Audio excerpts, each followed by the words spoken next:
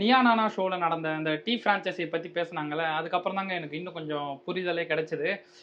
ஆக்சுவலா நான் வந்து 50% ஃப்ரான்ச்சைஸி மைண்ட் செட்ல இருந்தேன். 50% ஓனா கிரியேட் பண்ணலான்ட்டு இருந்தேன். பட் அதுக்கப்புறம் எனக்கு வந்து ஃபுல்லாவே நம்ம ஃப்ரான்ச்சைஸி சைடே போக வேணாம். அது ஃபுல்லாவே நம்மளுக்கு இனிஷியல் ஸ்டேஜ்லயே வந்து நஷ்டமாகவும் வாய்ப்பு இருக்குன்றது நல்லாவே புரிஞ்சுக்கினேன். அது எனக்கு ரொம்ப யூஸ்ஃபுல்லா இருந்துச்சு. கரெக்டான டைம்ல அது வந்து ரிலீஸ் ஆன மாரி இருந்துச்சு. எனக்குன்னே அந்த வீடியோ பண்ண மாரி இருந்துச்சு. அப்பதான் தோணுச்சு ஃப்ரான்ச்சைஸி வேணாம் அப்படின்ட்டு. ஏன்னா நான் நிறைய ஃப்ரான்ச்சைஸி வந்து விசாரிச்சு வச்சிருந்தேன். எல்லா பிடிஎஃப்பும் என்கிட்ட இருக்கு. ஒரு ஃப்ரான்ச்சைஸியும் எவ்வளோ காசு பண்றாங்க அப்படின்ட்டு.